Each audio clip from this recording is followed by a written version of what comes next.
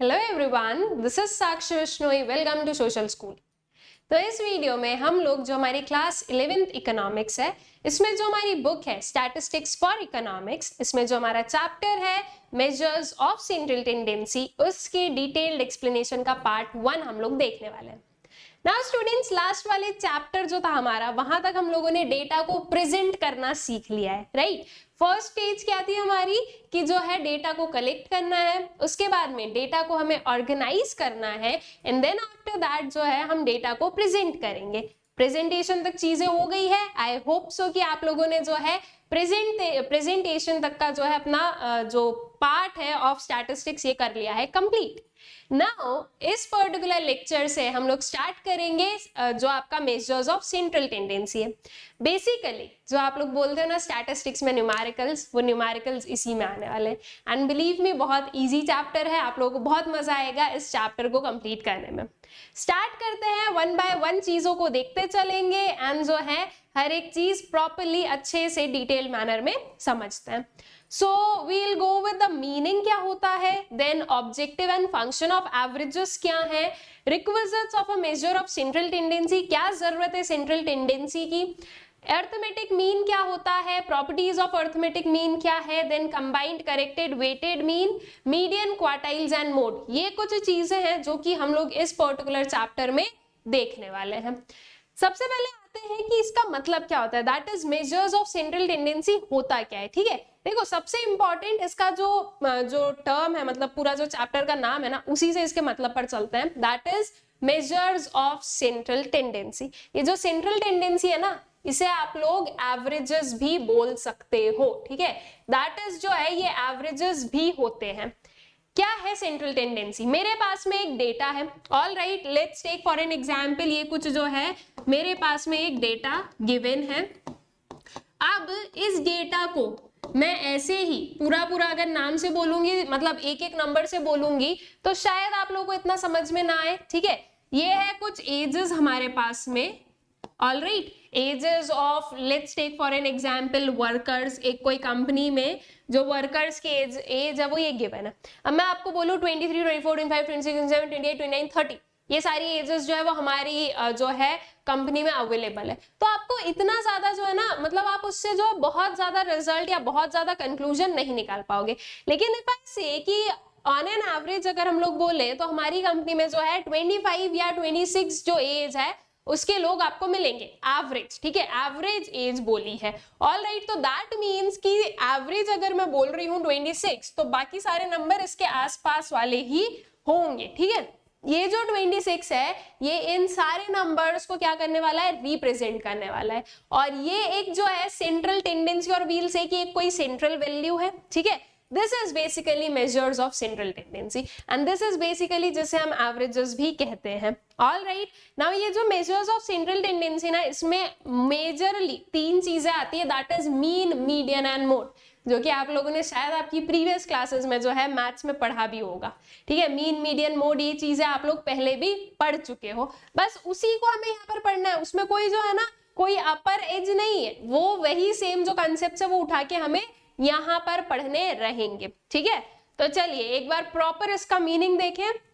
So measure of central tendency is a single value which is used to represent an entire set of data। ठीक है, ये क्या है, ये एक जो है सिंगल वैल्यू है जो कि यूज की जाती है पूरे डेटा को रिप्रेजेंट करने के लिए, या जो है पूरे डेटा का जो है एक कंक्लूजन निकालने के लिए।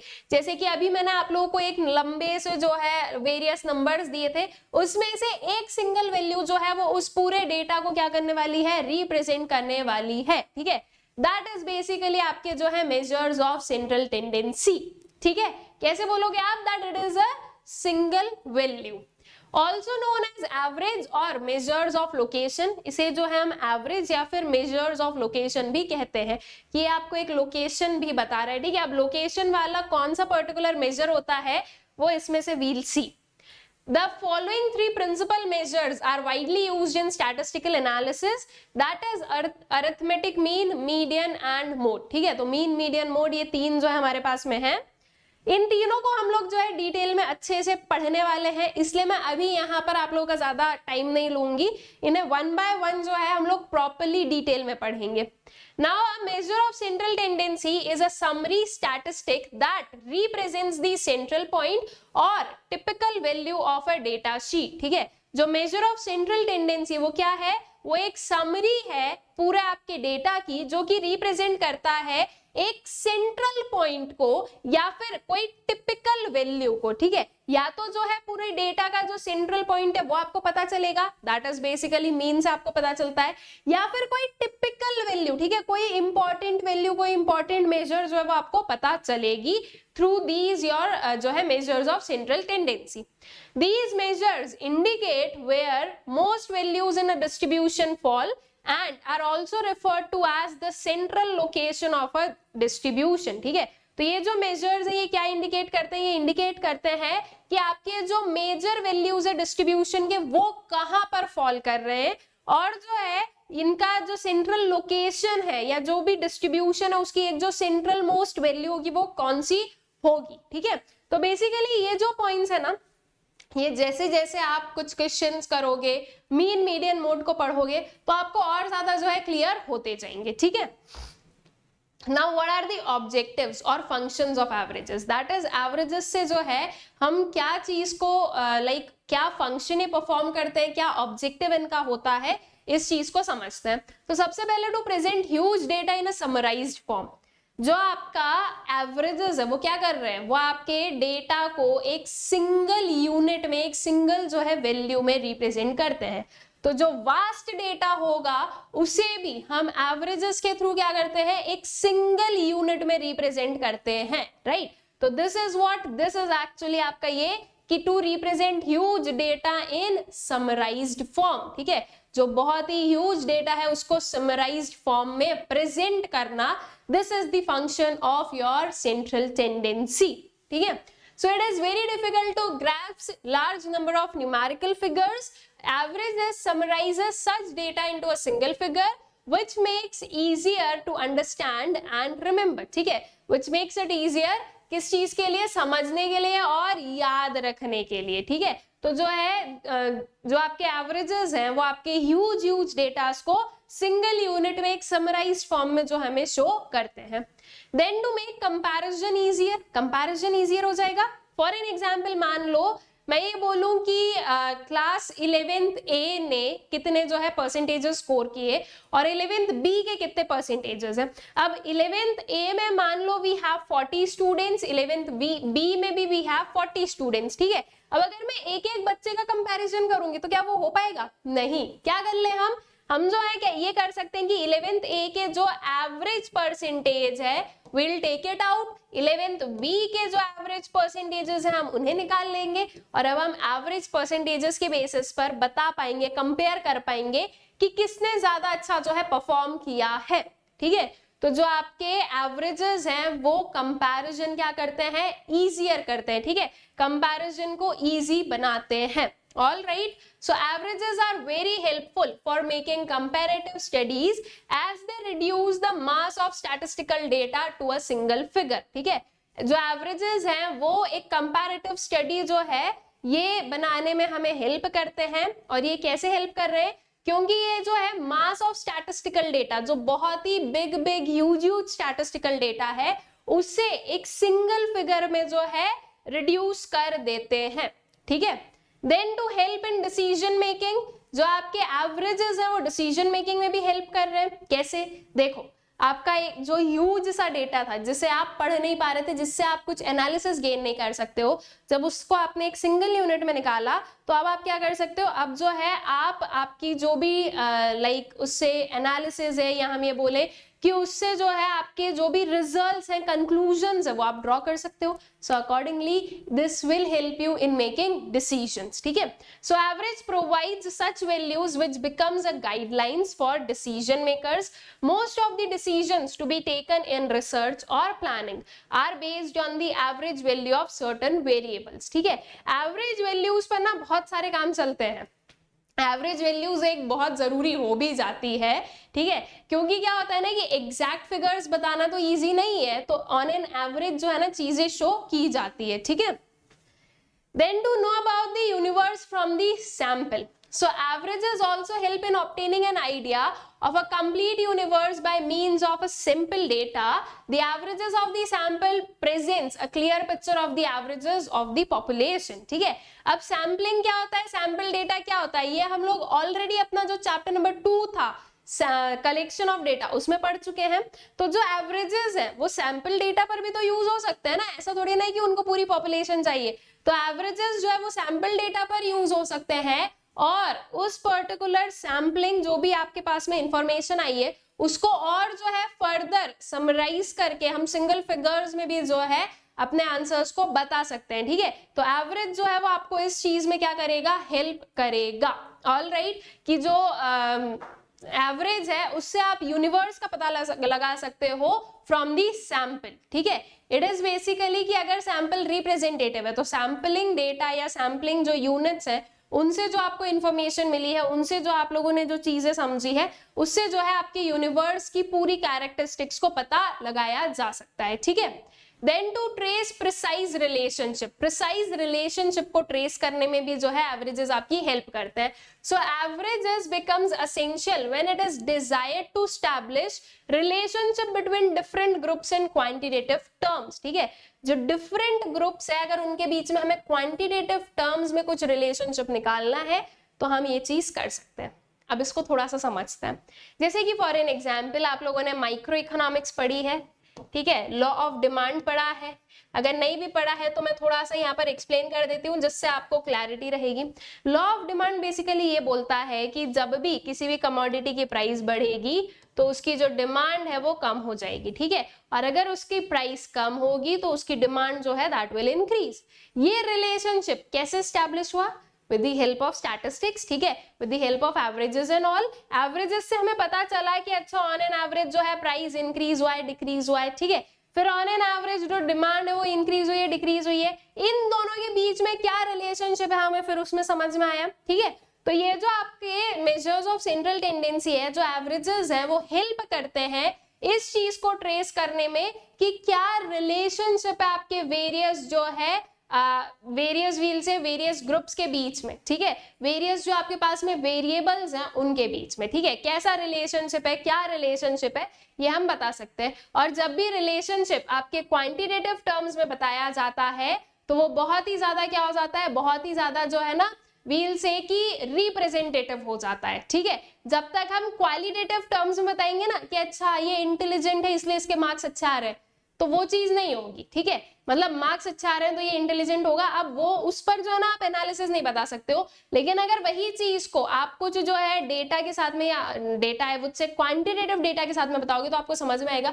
जैसे कि इस बच्चे ने जो है कंसिस्टेंटली पढ़ाई की है डेली 5 आवर्स की, तो इसके लिए जो है इसका रिजल्ट ये आया, तो उससे हमें समझ में अच्छा 5 आवर्स का रिलेशन इससे और डेली पढ़ने से रिलेशन ये है, ठीक है। तो दिस इज द थिंग, ठीक है। तो जब भी क्वांटिटेटिव टर्म्स में हमारे पास में वैल्यूज आएगी, फिगर्स आएंगे किसी भी पर्टिकुलर जो है आइटम के, किसी भी पर्टिकुलर वेरिएबल के, तो जो है उसकी रिलेशनशिप को स्टैब्लिश करना हमारे लिए इजी रहेगा। Then base for computing other measures, जो एवरेजेस है ना वो अपने आप में एंड नहीं है, मतलब कि ये जो है इनके थ्रू आप लोग आगे भी जो है ना फर्दर एनालिसिस कर सकते हो, और एक गुड एवरेज वही होगा कि वो जो है फर्दर और यूज हो सके, ठीक है। तो जो एवरेजेस हैं वो आपको जो है ये पर्टिकुलर स्कोप उसका बिल्कुल ओपन रखते हैं कि फर्दर जो है जो और भी जो मेजर्स हैं उनको कैलकुलेट करने के लिए ये बेस बनते हैं। अब ये मेजर्स कौन कौन से हैं, तो कुछ जो है आपके पास में डिस्पर्शन है, स्क्रूनेस है, कर्टोसिस है, ये सारी चीज है। अब इसमें से जो है ना आपको बहुत कुछ पढ़ना नहीं है, आपके लिए जो है बहुत अच्छी चीज होगी कि डिस्पर्शन वाला चैप्टर ही हट गया है। ये तो पहले भी नहीं था और डिस्पर्शन वाला चैप्टर हट गया है। वहां पर कैलकुलेशन आई वुड से कि यस वहां की कैलकुलेशन थोड़ी थी कि जो है ना भारी भरकम कैलकुलेशन है, लेकिन अब जो है ये चैप्टर ही नहीं है तो इसलिए इसके बारे में हम ज्यादा बात नहीं करेंगे। बस इतना हमें पता होना चाहिए कि जो है एवरेजेस फर्दर जो है आपके एनालिसिस में भी हेल्प करते हैं, ठीक है।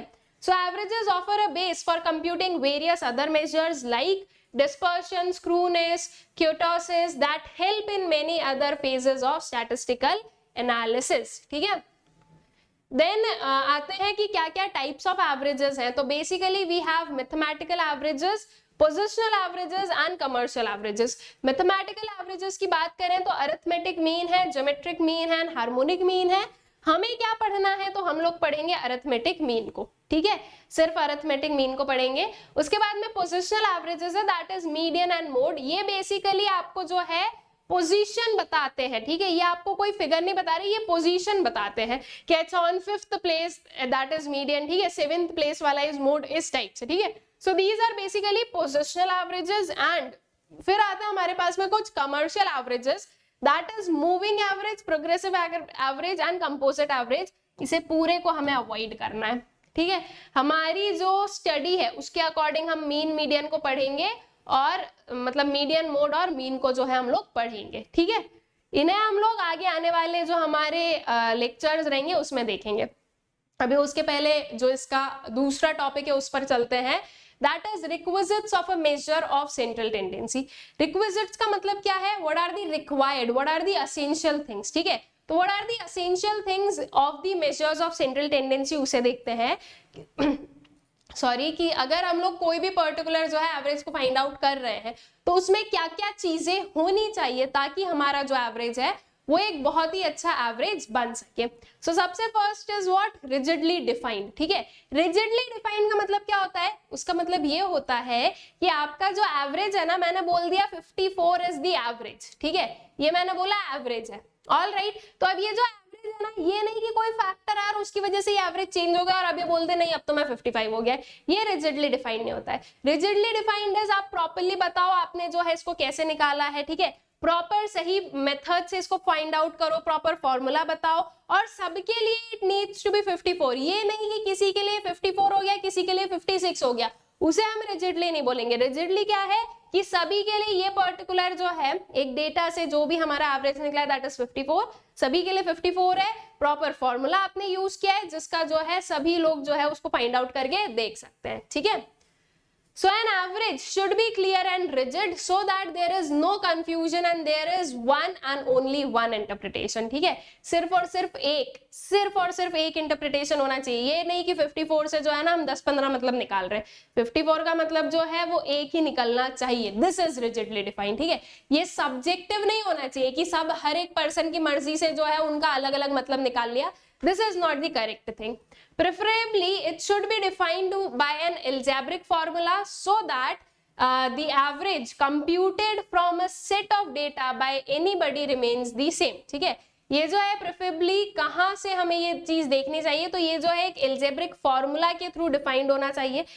मन से मत बनाओ, एक प्रॉपर फॉर्मूला होना चाहिए. ठीक है, जैसे कि आगे हम लोग फॉर्मूलाज पढ़ेंगे तो एक प्रॉपर फॉर्मूला होना चाहिए, उस फॉर्मूला के थ्रू आप डिफाइन कर रहे हो. ठीक है, तो अब इसमें क्या होगा, इसमें जो है क्लैरिटी रहेगी पढ़ने वाले को भी, जो भी पर्सन जो है इस डेटा के थ्रू इन्फ्रेंसेस ड्रॉ करना चाहता है उसके लिए भी, आपके लिए भी, हर एक पर्सन के लिए क्या रहेगा, ये चीज रिजिड रहेगी, सेम रहेगी, चेंज होते हुए नहीं रहेगी. ठीक है, then based on all observations, जो आपका एक ट्रू डेटा है, सॉरी ट्रू एवरेज है, वो कौन सा रहेगा, जब आपका एवरेज सारे ऑब्जर्वेशंस पर बेस्ड है. ठीक है, ये नहीं कि उसने जो है 2 ऑब्जर्वेशंस ले लिए 4 छोड़ दिए, नहीं. बेस्ट और द गुड एवरेज कौन सा होगा, ऐसा पर्टिकुलर जिसमें आपके सारे ऑब्जर्वेशंस जो है वो इंक्लूड होते हैं. ठीक है, मान लो मेरे पास में यहाँ पर 50 यूनिट्स या 50 जो है वेरियस नंबर्स दिए हैं, तो एवरेज, एक गुड एवरेज क्या होगा कि वो 50 के 50 नंबर्स जो है ना वो आपके एवरेज का पार्ट हो. ठीक है, that is basically the based on all the observations. ठीक है, so average should be calculated by taking into consideration each and every item of the series. If it is not based on all items, it cannot be said to be representative of the whole group. ठीक है, अगर वो सारे items पर based नहीं होगा तो वो जो है आपका एक रिप्रेजेंटेटिव नहीं कहलाएगा पूरे ग्रुप का. इसके लिए आपका एवरेज कैसा होना चाहिए, आपका एवरेज ऐसा होना चाहिए जो कि सारे ऑब्जर्वेशंस पर बेस्ड है. ठीक है, it should be least affected by fluctuations of sampling. अच्छा, ये नेक्स्ट वाला है, wait, it should be least affected by fluctuations of sampling. ठीक है, आपके अगर सैम्पलिंग में कोई फ्लक्चुएशंस होते हैं, ठीक है, आपके जो है मतलब कि सैम्पलिंग क्या है हमारी, बेसिकली सैम्पलिंग इज की जो पूरी पॉपुलेशन है उसमें से हम जो है कुछ ग्रुप ऑफ पीपल को सिलेक्ट करते हैं, वो हमारे सैंपल बनते हैं पूरी पॉपुलेशन के, पूरे यूनिवर्स के, एंड उन सैंपल से जो है हम इंफॉर्मेशन को कलेक्ट करते हैं, एंड देन वो जो कलेक्टेड इंफॉर्मेशन है वही इसके अंदर आएगी, और फिर जो है हम उससे एवरेजेस एंड ऑल जो है वो फाइंड आउट करेंगे, राइट। दैट इज बेसिकली आपके जो है सैम्पलिंग एंड ऑल होता है। नाउ बेसिकली ये जो चीज है दैट जो है it should be least affected by fluctuations of sampling, ये क्या बोल रही है, जैसे कि फॉर एन एग्जांपल हमने सैंपल लिया है, हमारा जो स्टडी का लाइक एक टॉपिक है दैट इज हमें ये देखना है कि आपके जो स्कूल के टीचर्स हैं वो आपको कितना अच्छा पढ़ा रहे हैं, ठीक है। नाउ फॉर एन एग्जांपल मैंने आपकी क्लास में से 5 स्टूडेंट्स को लिया एज अ सैंपल, मैंने ये सोचा कि हाँ ठीक है ये 5 जो है ये मुझे प्रॉपर इंफॉर्मेशन देंगे अबाउट व्हाट, अबाउट जो है आपके जो स्कूल के टीचर्स हैं उनके बारे में, ठीक है। अब मैंने वो 5 सैंपल्स लिए, उनसे मैं जो इंफॉर्मेशन ले रही हूँ वो इंफॉर्मेशन जो है ना वो जो बाकी के फैक्टर्स है उनसे अफेक्ट नहीं होना चाहिए। जैसे कि फॉर एन एग्जांपल मान लो वो 5 में से एक स्टूडेंट ऐसा है या ऐसी है जिनके पेरेंट्स, ठीक है, आप ही के स्कूल के टीचर है और आप ही के जो है कोई सब्जेक्ट टीचर या फिर क्लास टीचर है, तो ऑब्वियस सी बात है कि कोई भी बच्चा अपने पेरेंट्स की तो बुराई नहीं करेंगे, राइट, सिंपल सी चीज है नहीं है। तो नाउ इन दैट सेंस वो जो पर्टिकुलर सैंपल होगा वो अफेक्ट हो रहा है, ठीक है, किससे, बाहर के एनवायरनमेंट से। और हम जो बोल रहे हैं ना फ्लक्चुएशंस ऑफ सैम्पलिंग, वो यही है कि जो बाकी के फैक्टर्स हैं ना उनसे अफेक्ट नहीं होना चाहिए, ठीक है। तो हमारे जो एवरेजेस हैं वो ऐसे होना चाहिए जो कि वेरियस जो आपके फ्लक्चुएशंस है सैम्पलिंग में उनसे अफेक्ट ना हो। So if we take 2 or more independent random samples of the same size from the given population and compute the average for each, then the values so obtained from different samples should not differ much from each other, ठीक है। तो अगर हम कुछ जो है data को या कुछ सैंपल्स को ले रहे हैं एक पॉपुलेशन में से, तो वो बहुत ज्यादा जो है ना उसमें हमें डिफरेंसेस नहीं दिखने चाहिए। Then capable of further algebraic treatment, अच्छा सैंपल वो होगा जिसमें आप जो है फर्दर जो है और भी क्या कर सकते हो, एल्जेब्रिक ट्रीटमेंट कर सकते हो, फर्दर और भी जो है कैलकुलेशंस एंड ऑल कर सकते हो, तो अच्छा सैंपल जो है वो उसे ही कहा जाएगा।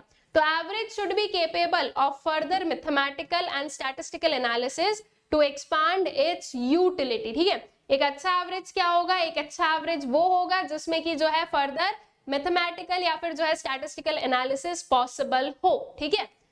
Then easy to understand and calculate, आपका जो एवरेज है वो इजीली समझ में भी आना चाहिए, कैलकुलेशन भी होनी चाहिए, ठीक है।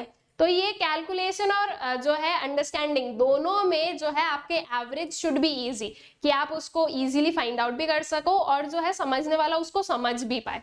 अब मैं बोल रही हूँ कि अच्छा जो है 10 लोगों के या 10 स्टूडेंट्स के परसेंटेजेस का एवरेज इज 54, तो ये चीज आप लोगों को समझ में आ रही है कि अच्छा ठीक है इस पूरे जो है ना 10 लोगों का 54 है, मतलब कि सब लोग 54 के आसपास कहीं पर होंगे, जरूरी नहीं है कि सबका 54 ही मार्क्स हो, लेकिन इसके आसपास कहीं पर वो लोग होंगे, ठीक है। So the value of an average should be computed by using a simple method without reducing its accuracy and other advantages, ठीक है। जो एवरेज की वैल्यू वो कैसे कंप्यूट की जाएगी, सिंपल मेथड्स के थ्रू की जानी चाहिए, विदाउट रिड्यूसिंग जो है उसकी एक्यूरेसी और उसके जो है दूसरे एडवांटेजेस से कॉम्प्रोमाइज किए बिना, ठीक है। Not affected much by extreme values, extreme values से बहुत ज्यादा अफेक्ट नहीं होना चाहिए। जैसे कि for an example I have a data से 10, 7, 8, 5, ठीक है, 20 एंड आई हैव 80। अब अगर आप इसका एक एवरेज निकालोगे ना, इस 20 को हटा देते हैं, चलो यहाँ पर 12 कर देते हैं, अगर आप इसका एवरेज निकालोगे तो इसका एवरेज जो है ना इस 80 की वजह से समवेयर हो सकता है ये 30, 35 के आसपास निकले, लेकिन बाकी सारे वैल्यूज देखो तो ये सब कुछ एक दूसरे के पास में और इस नंबर के पास में नहीं है, तो ये किससे अफेक्ट हुआ है, एक्सट्रीम वैल्यूज से अफेक्ट हुआ है। तो जो आपके एवरेजेस है वो ऐसे होने चाहिए कि वो एक्सट्रीम वैल्यूज से अफेक्ट ना हो। आपके पास में वेरियस एवरेजेस है, मीन, मीडियन, मोड, ठीक है, हर एक जो है ना वो आपके एक्सट्रीम वैल्यूज से अफेक्ट नहीं होता है, तो अकॉर्डिंगली आपको चूज करना पड़ेगा कि कौन सा एवरेज वुड बी बेस्ट जो आपका डेटा है उसको देखकर, ठीक है। So the value of an average should not be affected much by extreme values if one or two very small or very large items unduly affect the average value may not truly represent characteristics of the entire set of data. ठीक है, तो अगर कोई बहुत ज्यादा small या बहुत ज्यादा लार्ज आइटम होगा या ऑब्जर्वेशन होगा, वो अगर आपके डेटा को अफेक्ट करता है, तो फिर जो आपके पास में एवरेज निकला है वो उतना अच्छा रिप्रेजेंटेटिव नहीं बनेगा. इसलिए हमारे जो एवरेजेस हैं वो एक्सट्रीम वैल्यूज से बहुत ज्यादा अफेक्ट नहीं होने चाहिए. ठीक है, आई गेस ये जो requisites of measures of central tendency आप लोगों को क्लियर है. नाउ देखो, अभी जो हम लोगों ने चीजें पढ़ी ना, ये बिल्कुल बेसिक चीजें थी जो कि ऑन एन एवरेज अगर हम लोग बोले, चलो इसी के लैंग्वेज में बात कर रहे हैं, तो जो आपके मेजर्स ऑफ सेंट्रल टेंडेंसी है, इसके लिए पूरा कॉम्प्रहेंसिव था. Now we know arithmetic mean, median and mode, ये तीन चीजें हमें पढ़ना है. तो इन तीनों को हम लोग जो है ना सेपरेटली पढ़ते चलेंगे. इनके वेरियस जो मेथड्स ऑफ कैलकुलेशन उन्हें देखेंगे, प्लस इनके क्या एडवांटेजेस है, डिसएडवांटेजेस हैं, कहां पर ये यूज हो सकते हैं, इन सबको जो है हम लोग डिटेल में देखने वाले हैं. ठीक है, तो आई गेस कि इतनी चीजें आप लोगों को अच्छे से क्लियर है. नाउ एक बहुत ही इंपॉर्टेंट चीज, दैट इज जो CUET के बैचेस है स्टूडेंट्स, वो स्टार्ट हो चुके हैं अनअकैडमी पर. अगर अभी तक आप लोगों ने इन बैचेस में एनरोल नहीं किया है तो जल्दी से जाकर एनरोल कर लो. डिस्क्रिप्शन बॉक्स में आपको लिंक मिल जाएगी. एनरोल करने के लिए और मैक्सिमम डिस्काउंट्स जो है वो पाने के लिए आप लोगों को एक कोड यूज करना है, दैट इज SAKSHI-V, SAKSHIV. इसके apart for class 11th we have inception humanities batch and for class 12th we have victory humanities batch. इन बैचेस में आप लोगों का जो ह्यूमैनिटीज है, पूरा जो फील्ड है, उसे हम लोग बहुत ही कॉम्प्रहेंसिव मैनर में जो है कंप्लीट करवा रहे हैं. So if not enrolled till now, जल्दी से जाकर एनरोल कर लो और जो है इस अपॉर्चुनिटी का बेनिफिट उठाओ. ठीक है, एनरोल करने के लिए और मैक्सिमम डिस्काउंट्स के लिए कोड यूज करना है, दैट इज SAKSHI-V. ठीक है, इसके अपार्ट आप लोग हमारा जो टेलीग्राम चैनल है सोशल स्कूल, इसे भी ज्वाइन कर सकते हैं, जहां पर आपको वेरियस अपडेट्स मिलते रहेंगे रिगार्डिंग चैनल पर क्या चल रहा है, कौन सा वीडियो आने वाला है, किस टाइम पर, कौन से एजुकेटर के थ्रू, ये सारी जो इन्फॉर्मेशन है ये आप लोगों को टेलीग्राम चैनल के थ्रू मिलती रहेगी. आई होप सो ये सारी चीजें आप लोगों को अच्छे से क्लियर आउट हो गई है, एंड जो इस पर्टिकुलर पार्ट में हम लोगों ने चीजों को समझा है वो भी अच्छे से क्लियर आउट हो गया है. Thank you.